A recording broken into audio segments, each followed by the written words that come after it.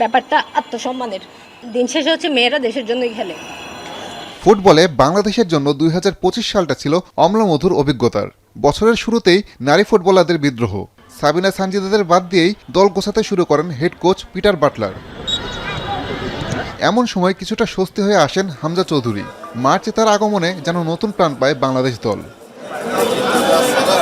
বছরের মাঝামাঝি সময়ে নতুন আঙ্গিকে করা দল নিয়েই এশিয়ান কাপ বাছাইয়ে যান বাটলার। সেখানে দারুণ খেলা উপহার দিয়ে প্রথমবারের মতো নারী এশিয়ান কাপে জায়গা নিশ্চিত করে বাংলাদেশ।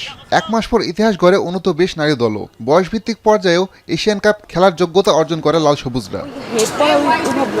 এদিকে হামজার পর শামিদ সোম, ফাহমিদুল, জায়ান্তের আগমনে ফুটবলে সবার আগ্রহ বাড়ে বহুগুণ। প্রায় প্রতিটি হোম ম্যাচে স্টেডিয়াম থেকেছে দর্শকপূর্ণ।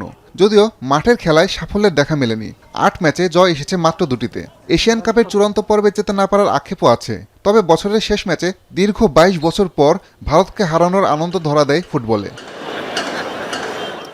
অবশ্য আলোর বিপরীতে ছিল অন্ধকারও। আর্থিক জটিলতার কারণে আবাহনী, মোহামেডান, বসুন্ধরার মতো ফুটবল ক্লাবগুলো নানা সময় পেয়েছে নিষেধাজ্ঞা। আন্তর্জাতিক ক্লাব ফুটবলেও ছিল না বলার মতো অর্জন।